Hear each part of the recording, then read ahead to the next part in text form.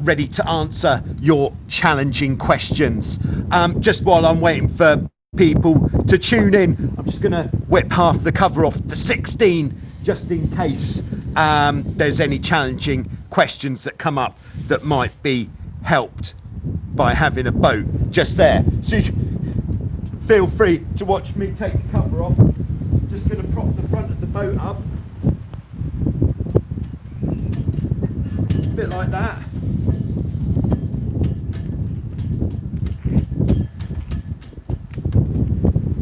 This is actually an FX1 cover, in case you hadn't heard, and it seems to fit pretty well.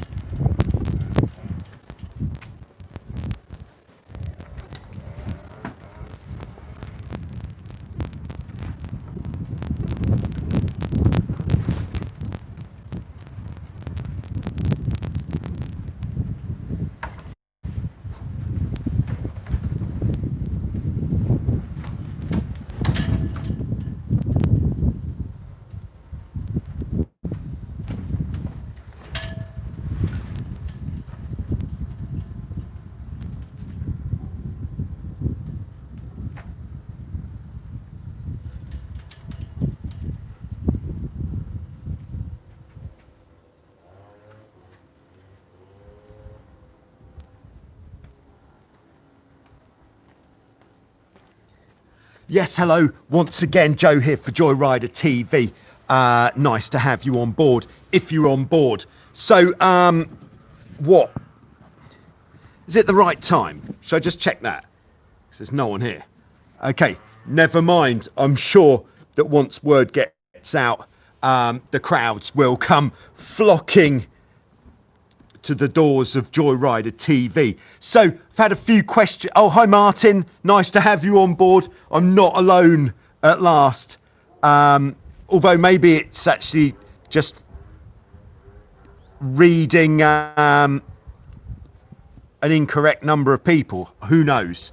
Anyway, I had some questions that came in already by email, so I'm just going to steam straight in. And the first one, yes, exactly, is a question from Tim, who obviously I've got the boat backwards on the trailer with the rudders on. He asked, is it safe to tow the boat with the rudders on backwards at highway speed?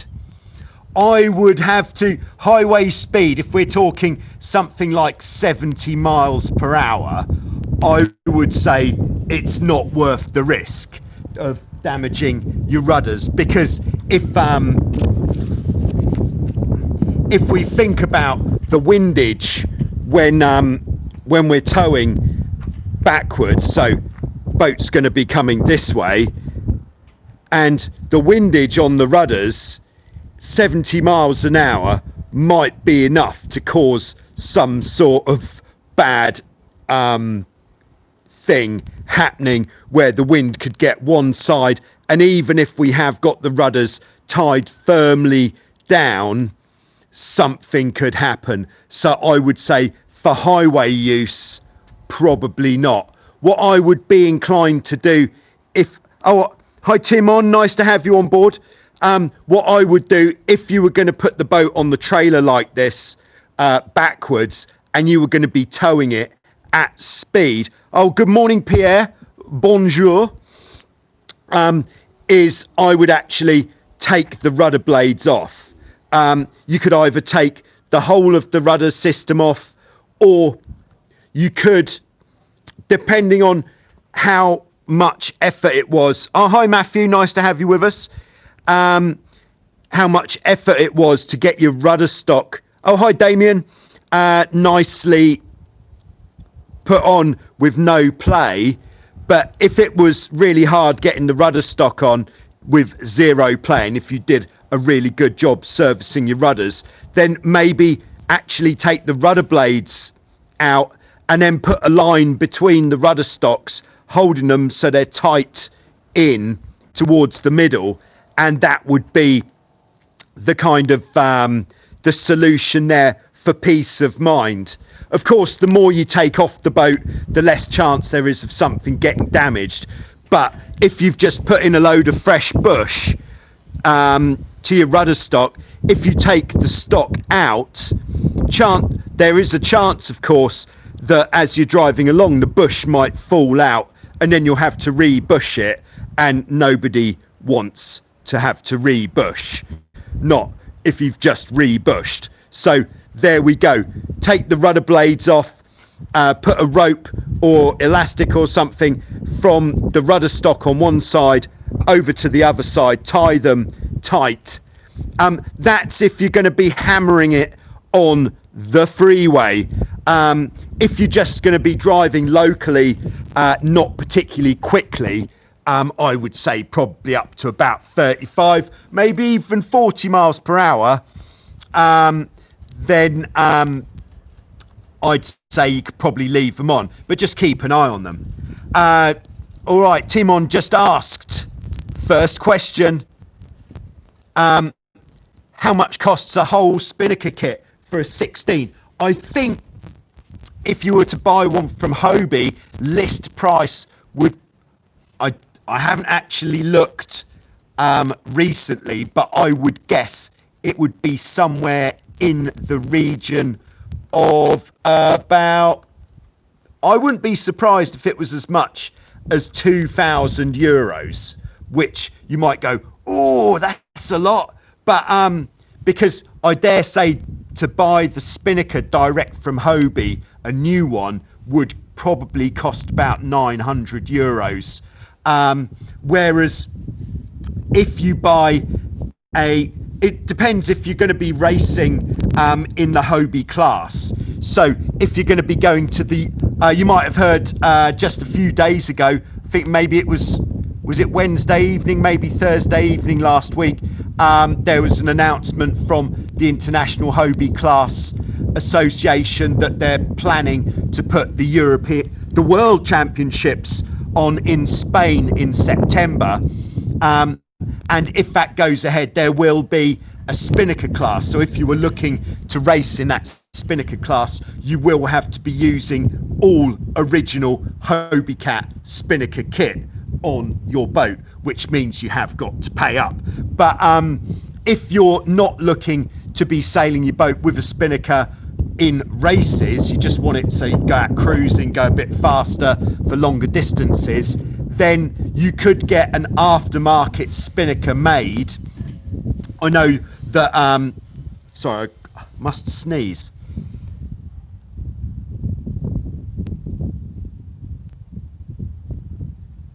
Okay, it's gone, it's okay, panic over. Yeah, so I know Thanos OS 3 sales here in Vasiliki can do a Hobie 16 Spinnaker. I think it was for about 650, could be wrong. Check it on the website, it's on the Total Joyrider website, all of his prices. So it's nice to start off with a brand new Spinnaker, and then you can actually make your own Spinnaker pole. Hi Mats, good to have you on board. I believe in Sweden, where it's from Sweden. That was good knowledge, I think, from me. Yeah, probably colder there than it is here, although we've just hit probably the coldest that we've had. Martin, some aftermarket Spinnaker Hobies lately on eBay. All right, I'm just going to catch up with everybody in a second, just after I've finished talking about this Spinnaker kit. Yeah, you can source your own piece of tube to make the bowsprit, and that's a great way of saving a significant amount of money. So if you get the correct gauge of tube, later on I will go through my notes and find out what the gauge and the dimensions of the tube are. So if you do want to make your own Spinnaker kit, then that would be a much cheaper option, because a piece of tube for a Spinnaker pole, aluminium, would probably cost, I think, something like €60 for the tube if you just buy the bare tube. And then you can make the lines out of Dyneema, nice. And then you could check out what do you need to fit Spinnaker to the boat video that I did, and then it will list all the blocks and ropes and things that you need. And then the only bit that you really will have to get is the Spinnaker chute, which is the fiberglass molded piece that would fit towards the front of the Spinnaker pole. In it goes. Lovely. So there we go. Yeah, so if you're going to buy a whole Spinnaker kit from Hobie Cat, I would say reassuringly expensive. But on the other hand, then you'll be able to race, and secondly, you'll know that you've got absolutely everything that you need to fit a Spinnaker to your boat, including even down to the details of like the pop rivets and things to put the fittings on, all that kind of thing. So if you'd rather spend a bit more and not have to do the running around, then that's a good option. All right, scrolling back. Hello. Hopefully we've got no tappy today. I'm just dreading somebody commenting, yes, we have tappy. I spent quite some time researching again to get rid of the tappy with the to hook up the external microphone. Christian, nice to see you too. Good to have you on board as always. Just gonna do a little bit. No, I'm not. No, I was gonna, but no, decided against it. Don't even know what I was thinking about, but yeah, so Martin says he's seen some aftermarket Spinnaker for Hobies lately on eBay. Yeah, always. I think if you're the owner of any type of catamaran and you've ever find yourself with a couple of minutes free with your telephone or sat in front of a computer, it's always worth just having a little poke on eBay.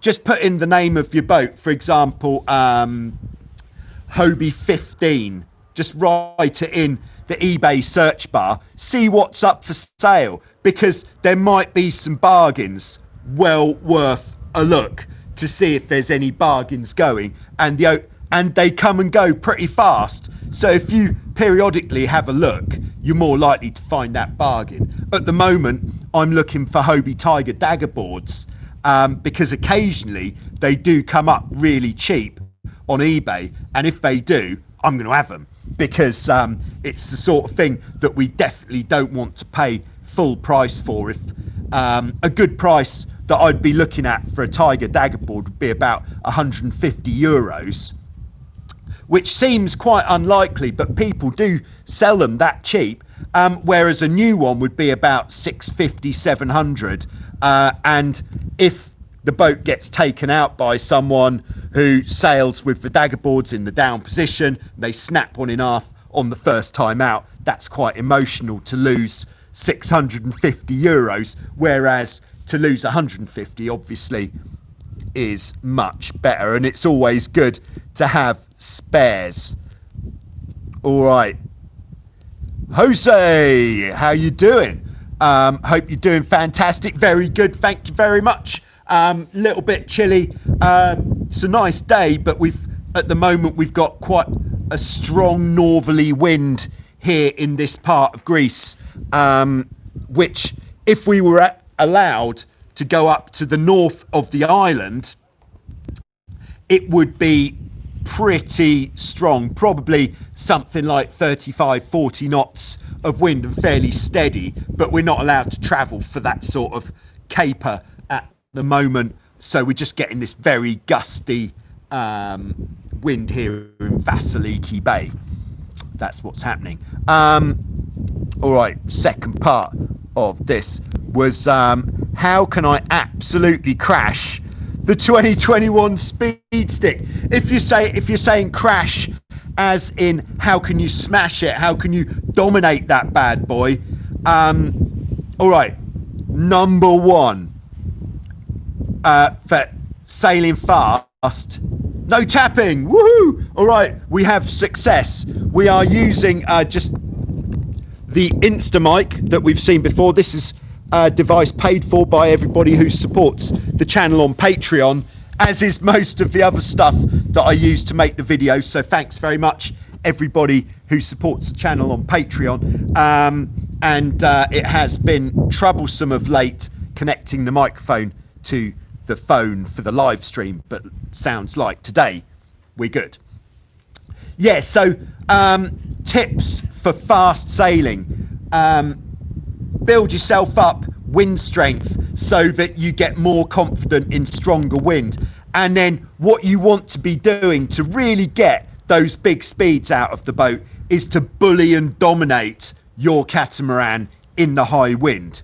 If when you're sailing in the high wind, if you see a big gust coming and you are fearful of what the effects of that gust is going to be, then I would dare say that to exceed something like 20 knots is going to be quite a stressful experience for you. But by building up your wind strength tolerance and get to a this is all by time on the water, and when you go out, whatever the wind strength is, just see what you can get the boat up to speed wise. The way to do that, it's all about playing the main sheet.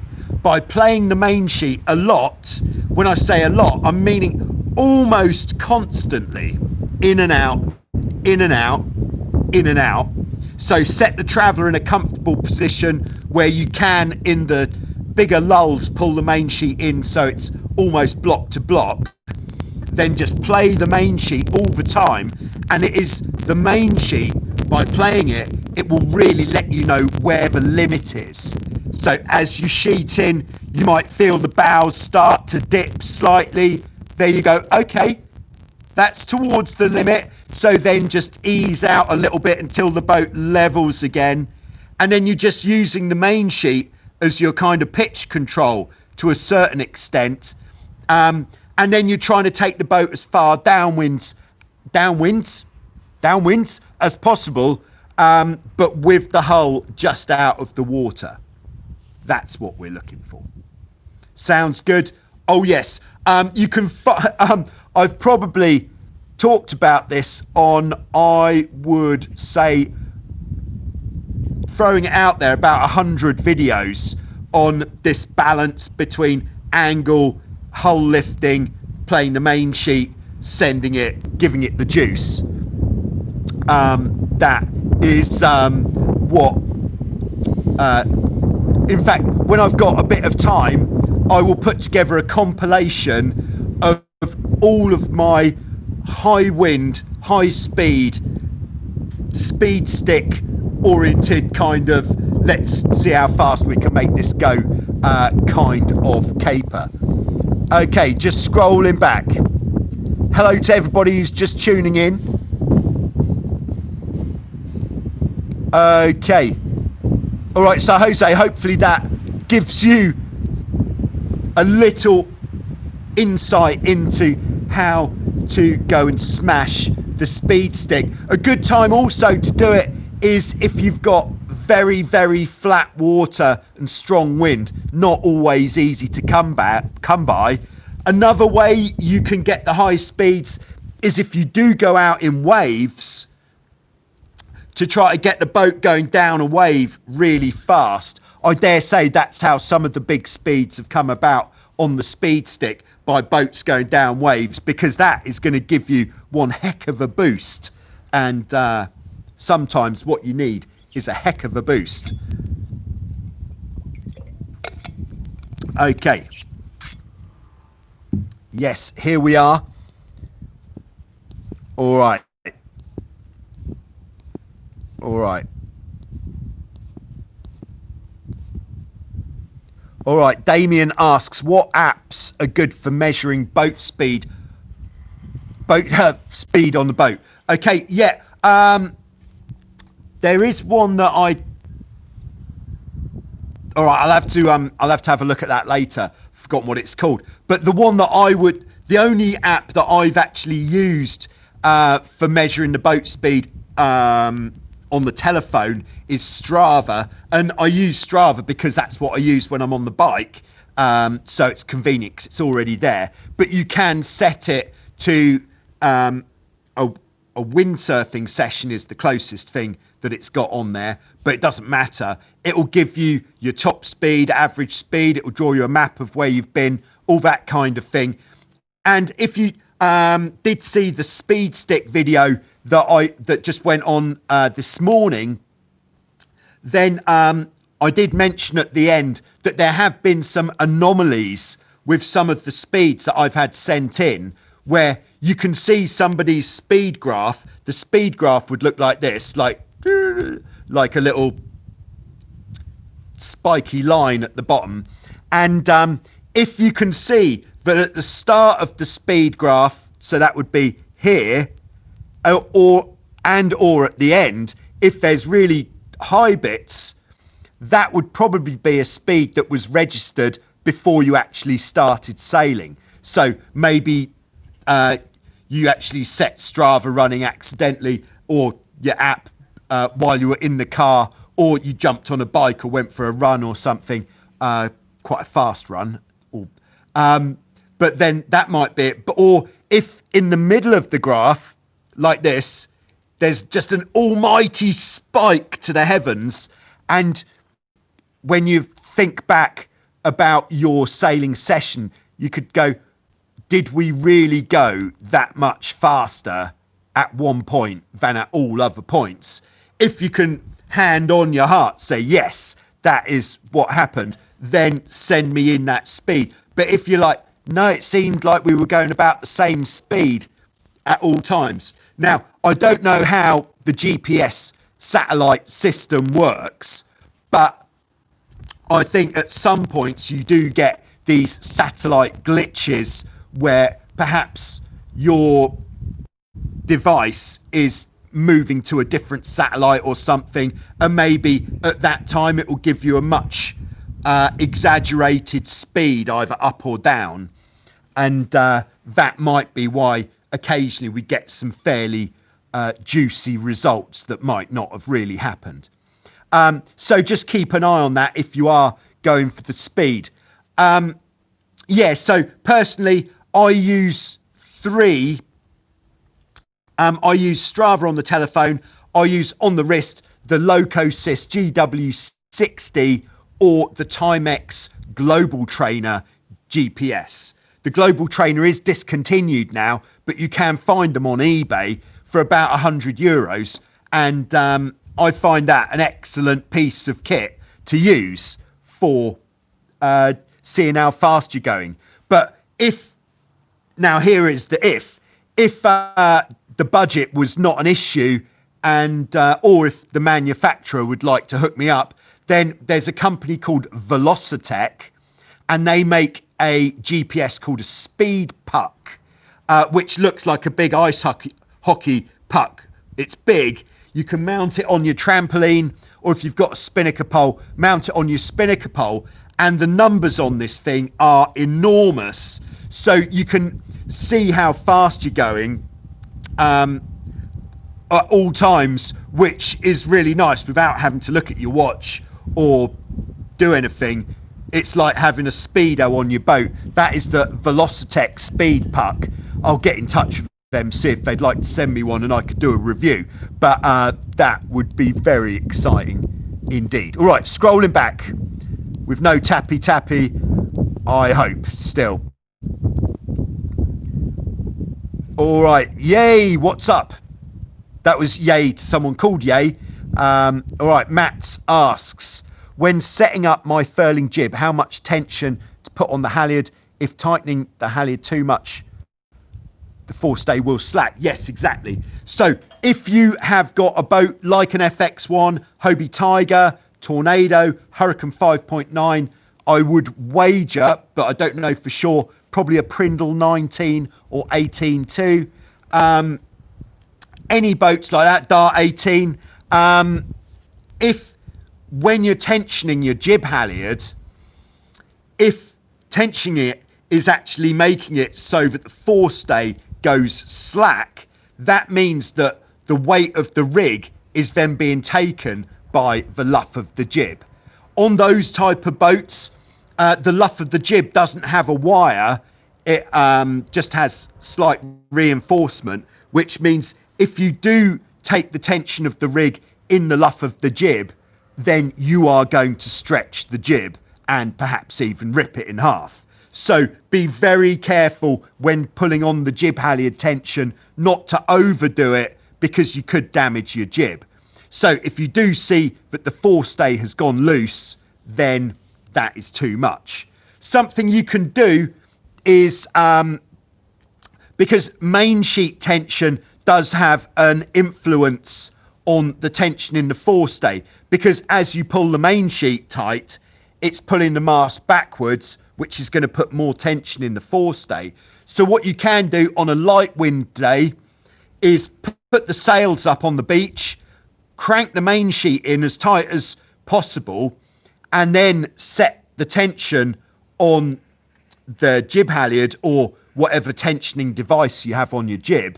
Then you could put a mark on the rope to say this is definitely the maximum. Any more than this and we're going to be stretching the jib because the tension is coming out of the forestay, and that will be your maximum.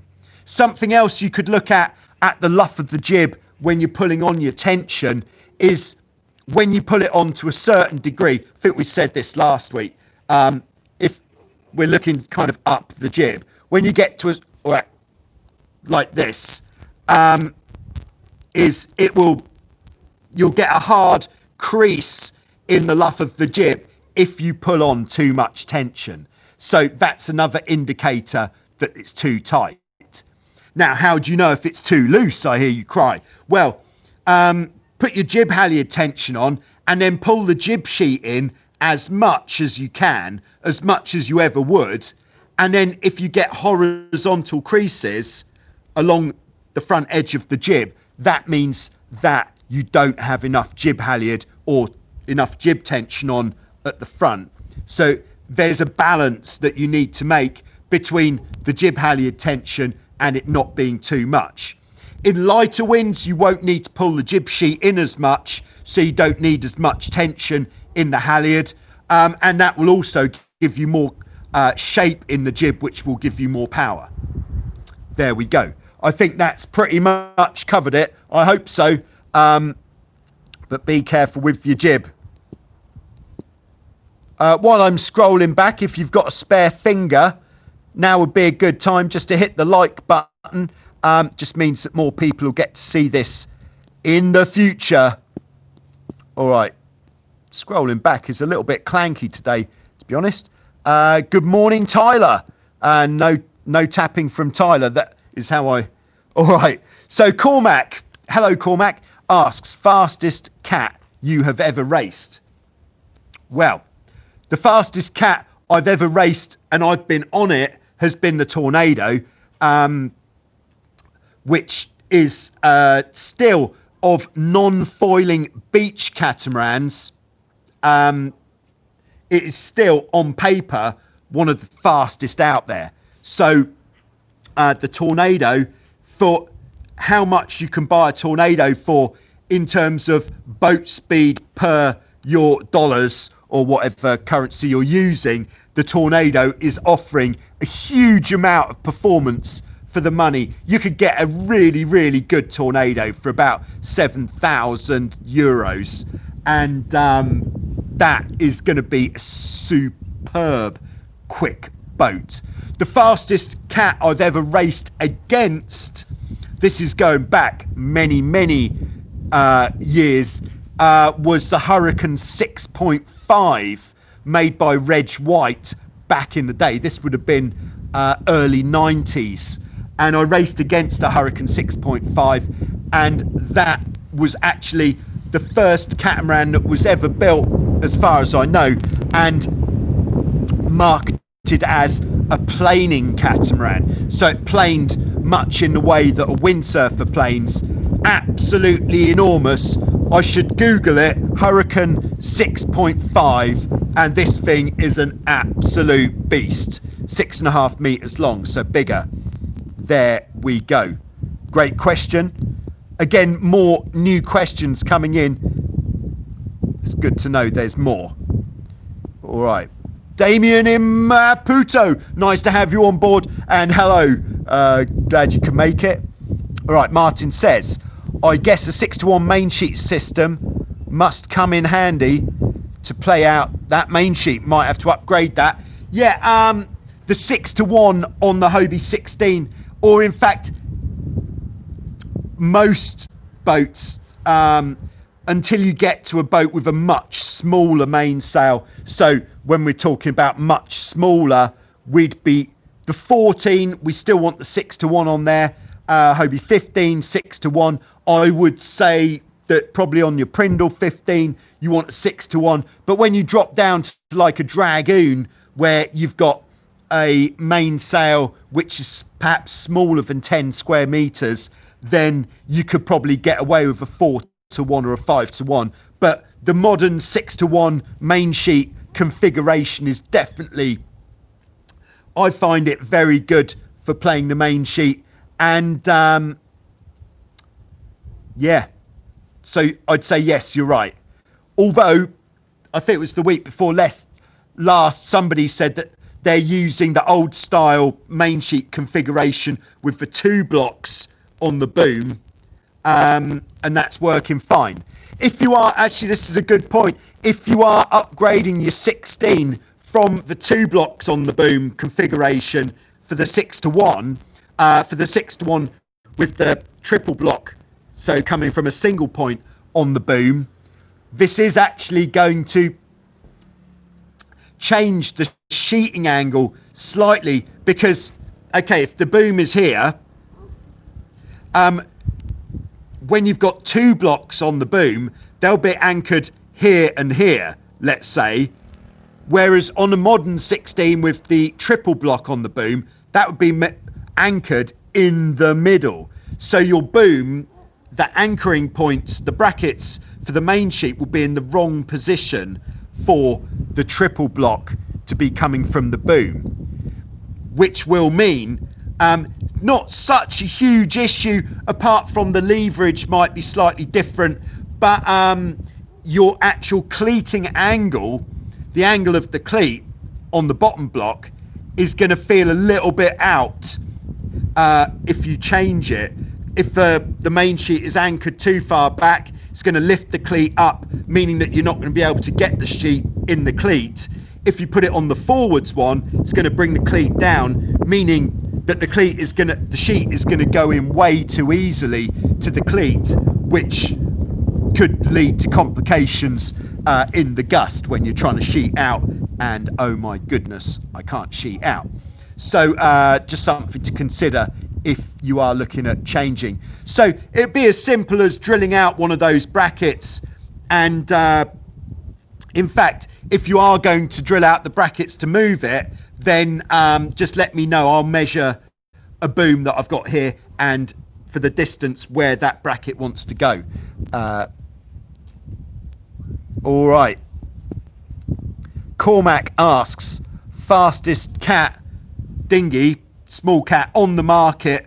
That would be a foiling catamaran, and I would, this is just a guess because I've actually looked into this for a while now, but I would assume the fastest cat on the market is either the Flying Phantom built in France or the Nacra FCS. The Phantom is 18 feet long, the FCS is 20 feet long. You'd maybe assume that the bigger boat is faster, but perhaps the Phantom is lighter. But I would guess that the Phantom is the fastest beach-sized catamaran around at the moment, I would assume. Guess. It's a guess. So there we go. It's a good answer. Hi, Robin. Nice to have you on board. Tyler, my incredible wife got me a few lessons with the local sailing team for Christmas. Is there a minimum temperature you'd recommend for doing so? I like to take them as soon as possible, located in Texas. Now continuing from that, Damien said the water won't freeze in Texas, so you're good anytime. Yeah, personally, I would check out what their schedule is, who you've got the sailing lessons with, and the people teaching are usually the ones with a better idea of what the temperature wants to be, because when you're teaching sailing, you're less active on the boat than the person who's receiving the instruction. So they're going to get colder than you are while you're out there. So if you say, how about next weekend for that lesson, if they say, okay, yeah, that's fine, because they'll check the forecast perhaps and say, yeah, that looks fine, come on down, lovely old job. But I would guess sometimes it'll be the teacher who says, no, sorry, it's going to be too cold, it's just not going to be pleasant at all. Make sure, of course, that when booking the lesson, that get some advice from the teacher about what gear they would recommend you wear, whether they suggest you should wear a full wetsuit, perhaps maybe not in Texas, but further north, they might say you should be wearing a full dry suit if you want to be sailing in the current climate, because it's really cold. And then that could lead to the question, so are you able to supply the gear that I need for this lesson, which might be a wetsuit, a dry suit, or maybe just the buoyancy aid, and you could just go out in your shorts. I've heard it's pretty warm in Texas. Don't know about this time of year. Yeah, so that's what I'd say. But personally, I've become a little bit fair weather over the years, and I used to sail when it was ridiculously cold, like can't feel your hands or your feet kind of cold, and you're just hoping that, yes, you are grabbing the right bit of rope. But since I've lived in Greece for quite a long time now, the cold does feel a lot colder than it used to. Okay, we have Paul on board. Hello, Paul. Here we go. Paul knows some stuff. A wrist GPS is more accurate. They connect to a lot more of GPS satellites. Paul has used Fortrex wrist GPS. Phone and GoPro, not always accurate, sometimes glitchy. There you go. So if you're going to take your speed sailing seriously, it's worth making that investment. The cost of GPS watches has been coming down a lot in the last couple of years. So if perhaps you've got a significant birthday coming up, or perhaps you've just done rather well betting on some horses or something, maybe it's time to treat yourself to a GPS watch. I'm going to do some more research, because I fancy getting, don't tell the wife, I fancy getting a new one as well. So we'll keep you posted. But from what I've been using, once I can update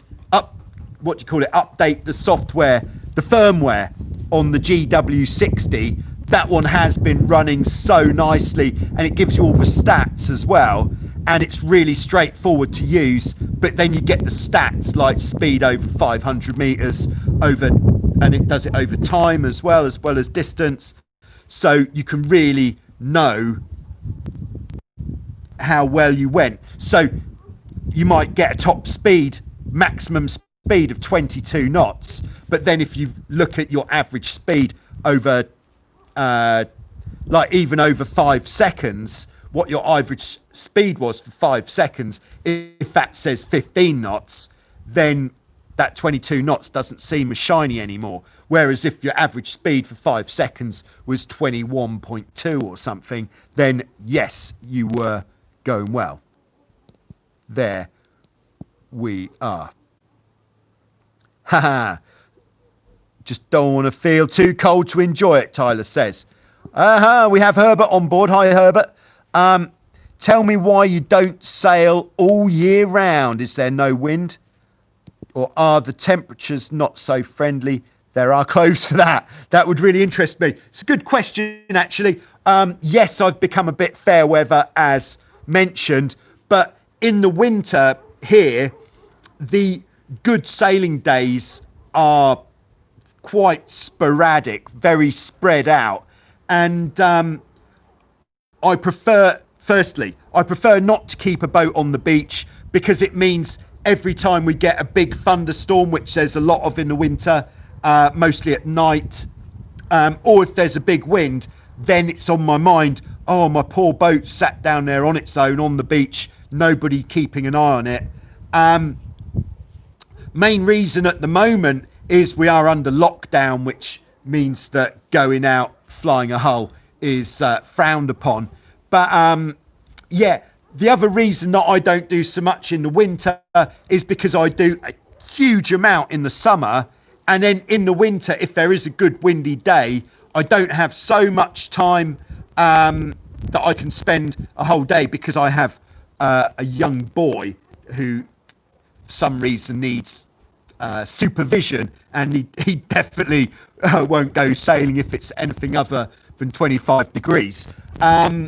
Yeah, so I'd rather just grab my kite surfing stuff, go out kite surfing if I have like an hour and a half window, because it's a lot quicker to set up as well than to put the sails up on the boat and then to single-handedly push it in and out of the water.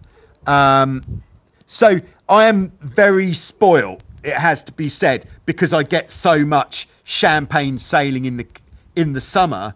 But once we hit February and it warms up a little bit, perhaps lockdown's finished, then I'll certainly be taking this 16 down to the beach, getting out on the water to make some videos for sure.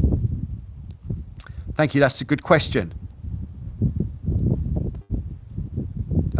Ted, hi from Athens. Hello, Athens. Good to have you on board. Robin says, should be getting a new Garmin watch soon. I'll let you know what I think about it. That is what would be good. Perhaps we should, like we did the aftermarket sales video, we should do a which GPS do you use and do you like it video, which would be a video where we're taking the views of all of the Joyrider TV community and putting that into one video so that everybody can learn from everybody else's experience. Good idea there, Robin. Nice one. Okay, so Paul says, do you have to text COVID control to be out? My relatives who live on Zante can't go anywhere outside. Yes, we do. Yeah, so every time, yeah, Paul's relatives live on Zante, which is otherwise known as Zakynthos, which is, we've got the next islands to the south, which are Ithaca and Kefalonia, and then beyond Ithaca and Kefalonia is Zakynthos or Zante, which is where Paul's relatives live. And yes, on Lefkada we do have to basically text for permission to leave the house. So if you're going to the shop or going out to do some exercise or whatever, there we are. All right, so Damien says, oh, Damien has got the Garmin Quatix 5 and he loves it. Right, I'm going to have a look at that. Okay, so I've had some more questions come in remotely before, which, okay, the first one I'm going to look at is Steve. I can't remember where Steve was. Aha. All right, I'm going to answer Steve's question before coming on to any other live questions. And Steve just wanted to have a look at the main halyard arrangement on the Hobie 16, which will bring us on to, so I think it's, and hold on,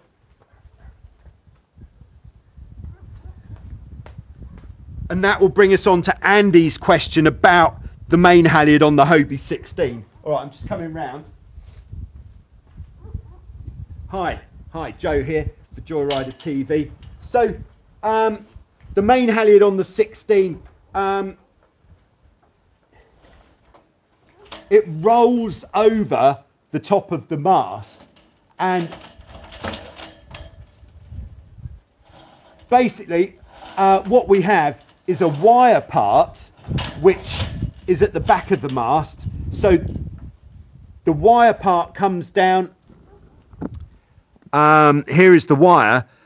Here's the shackle that goes onto the sail, and then on the wire we've obviously got this loop that the shackle is attached to. So this is the soft loop on the back of the mast. And then a little bit further up, there's a second ferrule, that lump there.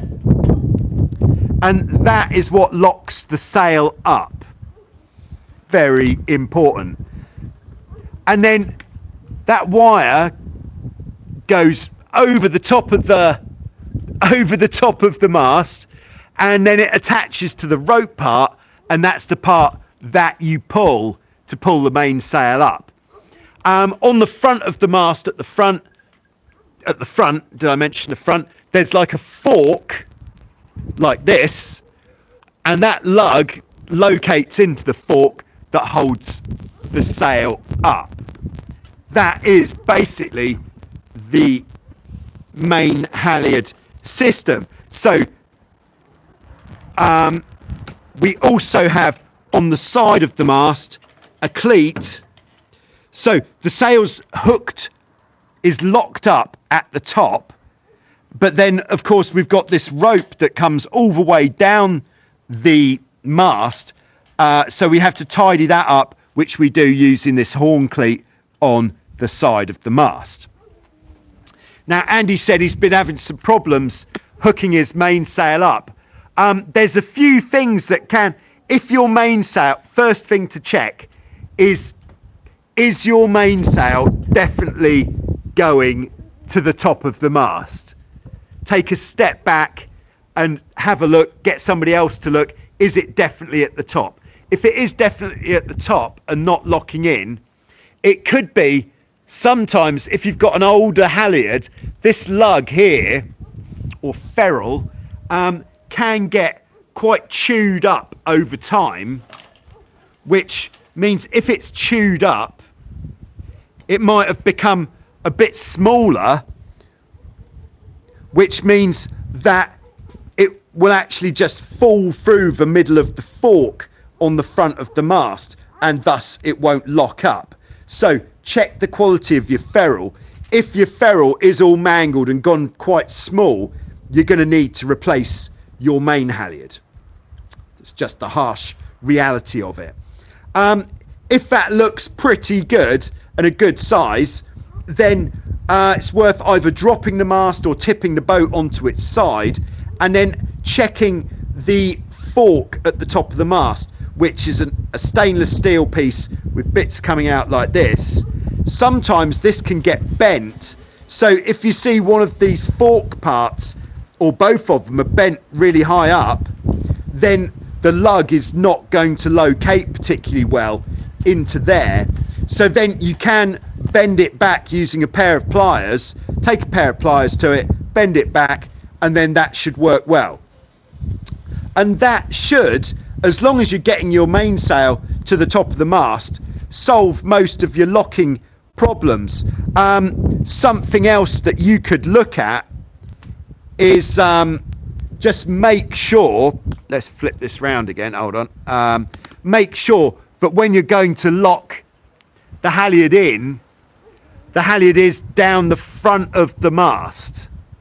If it's to the side, then it might not, the halyard might not be going in the middle of that fork. Another thing just to be aware of. The other part of the question that Andy asked was about how far down should your mainsail come. Well, when we've got the downhaul on full, the bottom of the sail comes to about this silver sticker here, which is just a little bit less than elbow to finger, but there is actually a video on the measurement of this distance that I've made, but we can have a look into that. And then if you're not able to get much downhaul on, this is quite, hold on, I'm coming round. I hope everybody's enjoying themselves. This is quite a common problem. If you're not able to get any downhaul on because there isn't space between the two downhaul blocks to really pull it tight, it might be that the bottom downhaul block or cleat has slipped up. The way that attaches into the mast is with 2 bolts with 2 square nuts. And what you can do is just loosen those bolts off, put it all the way to the bottom, tighten them up, and then that will give you more range for the downhaul. There we go. If you don't have space to pull the downhaul on. There we go. So, I think we all learnt something there. Thanks very much for coming. Scrolling back. Whew. God, that's an icy gust. Nothing like what people get in colder places, but for here that's pretty chilly. Okay, Benjamin says, what made you sail the Hobie 16? That is a good question. I was, with my catamaran sailing, I was originally a Dart 18 sailor on the east coast of England. I was sailing a Dart 18 because that was very much what the big fleet was in the UK at that time. And then a friend of mine, Nick, he was the regional distributor for Hobie Cat, and so he had a couple of Hobie 16s and he let me have a go on one, and it had double trapeze. This was the first thing that really attracted me to the 16, the double trapeze. Very nice, and a completely different feel to the Dart 18. And I sailed them a bit while I was in the UK and thought, yes, this is great fun. But it wasn't until I came out here to Greece, to Wildwind, where it's a very Hobie strong fleet that we have, and where we started sailing Hobie 16s in the flat water and with the strong wind, and oh my goodness, nothing else delivers like a 16. I know I keep going on about it, but it's because it's true. The 16 gives you so much. It's so much fun, and it's got a great feel, goes very fast, absolutely love it, goes faster than most, and it can take a lot of abuse. You can punish it as much as you want, you're not going to break it. You might go through the mainsail, or you might break a rudder blade, but you're not going to break the hulls unless you do something wrong. There we are, the Hobie 16. Good question.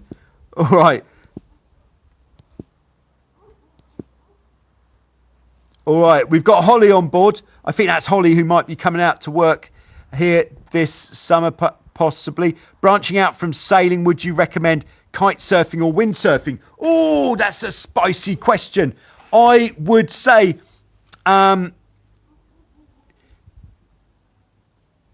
if you want to learn the sport that is easier, kite surfing will get you to a very satisfactory level in the sport much quicker than windsurfing. Windsurfing is extremely difficult and frustrating along the way, and there are a lot of plateaus, and the end result, or in windsurfing, once you get to the stage where you're planing in the harness and foot straps, quite comfortably able to go along, it is an absolutely magnificent feeling. But if you're in a place where you have really good conditions every single day, I would say windsurfing, if you're really motivated and you're physically fit, so you're not going to be exhausted after day one, to get to that level would probably take you about 1 month, putting in 3 or 4 hours a day to get to that level where you can plane both ways, harness, foot straps, start going fairly fast, maybe even looking at doing some nice jibes and things. Whereas kite surfing, you could get to the same sort of level in about 4 days, I would say. This is from my experience of learning to kite surf. Obviously, I already, well, maybe not obviously, I was already quite competent windsurfing and boat sailing before I took up kite surfing, and it didn't take that long to get to a level. Things that will help you in kite surfing is if you've done a bit of wakeboarding before. This is quite handy because you can obviously wakeboard when there's no wind at all, to get used to the board control, and then that means you could just focus 100% on the kite.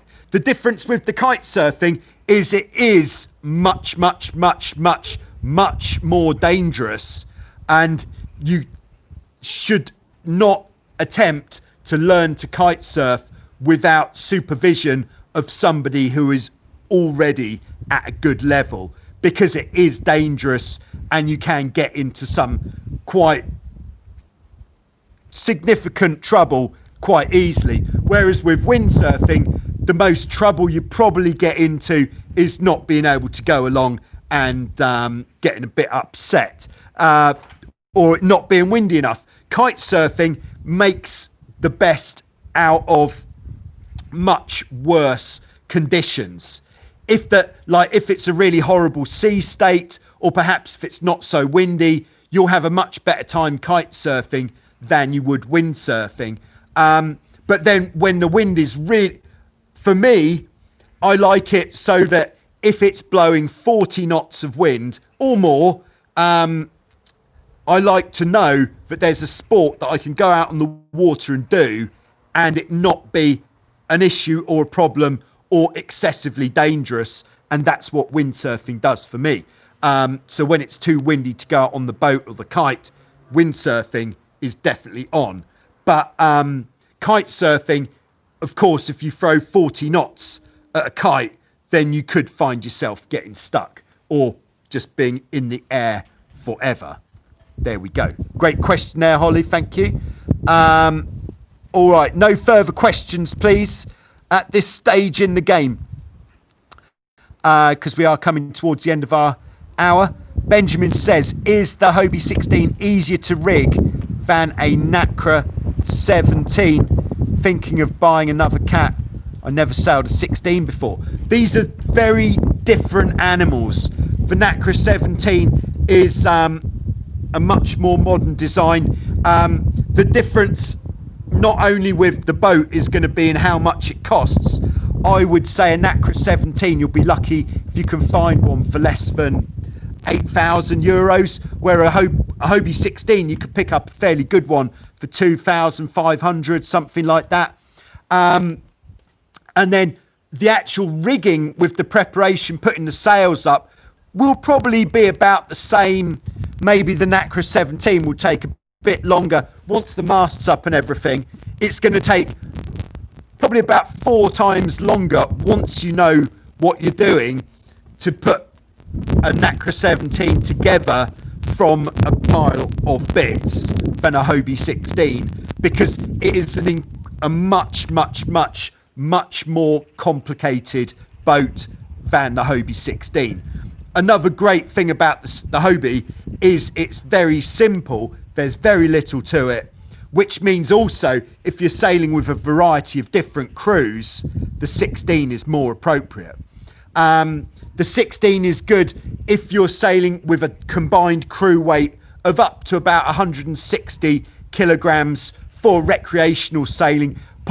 I've have great fun sailing the 16 with up to and exceeding 200 kilograms on the boat in the strong wind.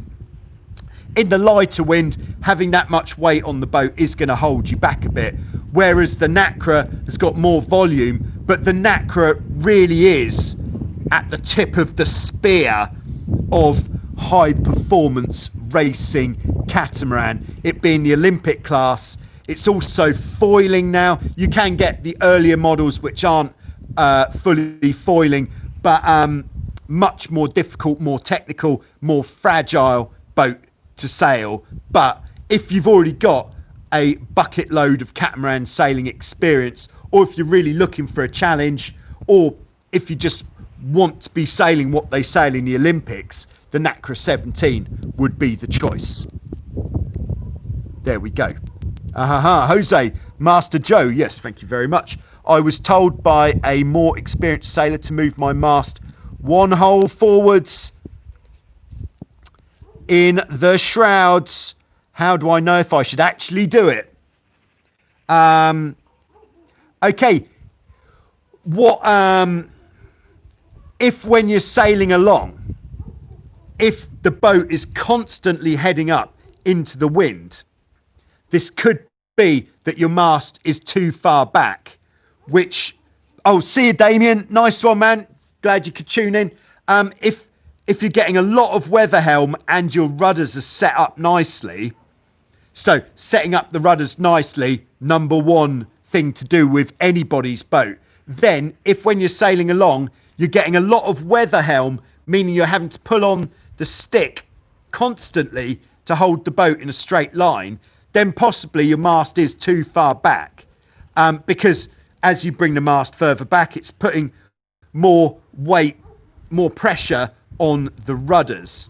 So moving the mast up one hole is going to take some of that weight off the rudders. What you're looking for in this respect is just to have a small amount of pull on the tiller extension to go in a straight line, so the boat naturally wants to go upwind a little bit.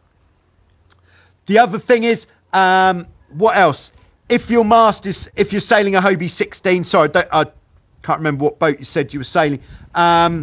If your mast's too far back, you're not going to be able to sheet in very hard, because the gap between the boom and the back beam is going to be too small, so you're not going to be able to get the tension in the back. But generally speaking, if you're sailing in lighter wind and you're not getting the performance out of the boat, bringing your mast up by one hole would be a good thing to do in the lighter wind, because it's going to bring the mast more upright. You're going to be able to get a bit more tension in the main sheet, a bit more fullness in the sail, and it's going to mean that you're going to have more power available. But if you go too far upright, then the boat is going to feel horrible for a start. All right, we're just going into very short answers now, if we've got any questions left. Oh, on the Hobie 17. Yeah, I think but in one sailing session, if you sail out off a beach, which is fairly easy to get in and out from, then why not, before you go out, move the mast to where your friend says up by one hole. Go out for a sail, see how it feels, see how you like the difference, and if you don't like it, come back to the beach, move it back, and then happy days are here again. Woohoo! Yeah, so it's worth a try. Experiment with your rig settings. I know I've done videos on what rig settings should look like, but everything is very specific to you and your boat, because all of these different boats, even different boats of the same type from over the years, they're going to be different in different ways. That means that it's all about how it feels. Do you like how it feels? If you do, perhaps don't change it. All right.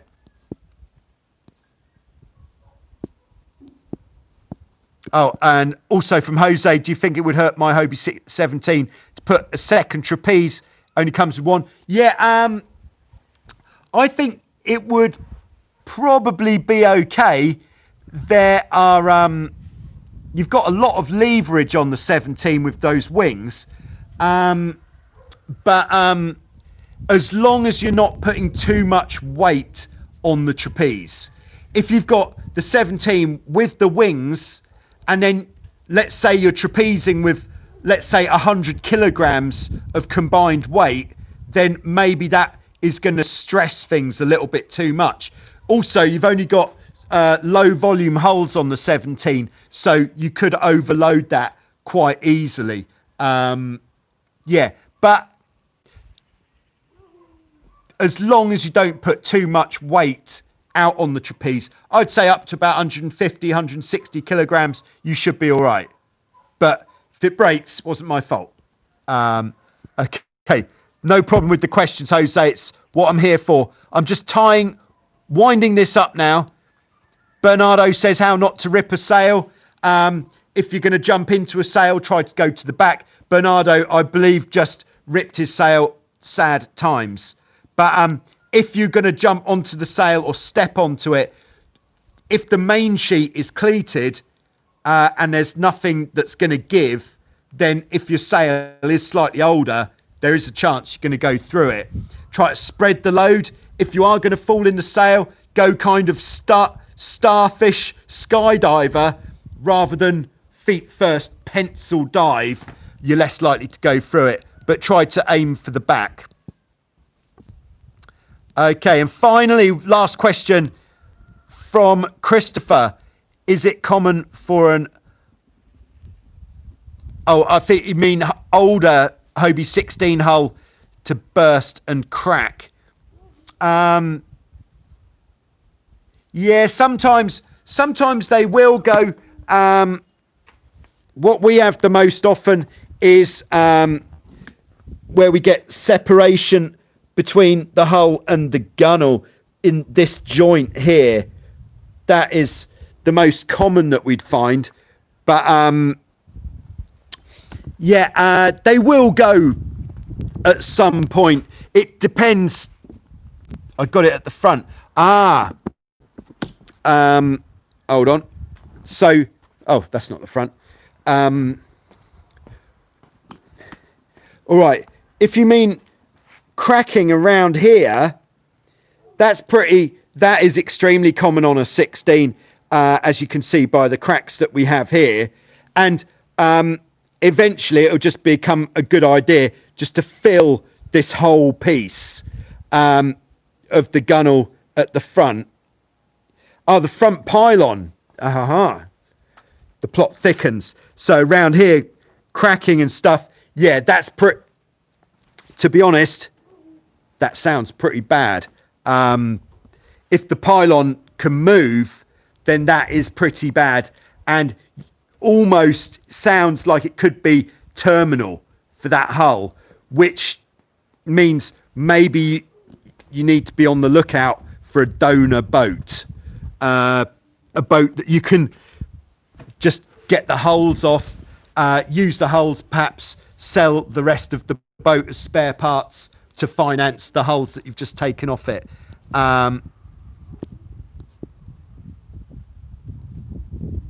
Yeah. Okay, sorry. I've got 3 wrecked Hobie 16s. Oh, no. That's a lot of parts. Yeah. Yeah, sorry. I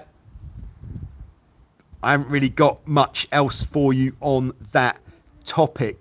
And as well as that, I've got to wrap this up now, I'm afraid. So thanks very much for your questions. It's been a great pleasure. New questions coming up again. If anybody has got any advice for Christopher with his quite poorly collection of Hobie 16s, then maybe please do offer it up. Otherwise, I'll be back next week with more questions and hopefully some better answers. And yeah, check out the speed stick video that went on this morning. It took a phenomenal amount of time to edit, so it'd be nice if you watched it. Hit the like button before you go, and I'll see you next week with more Q&A and some of that. Thanks very much for tuning in.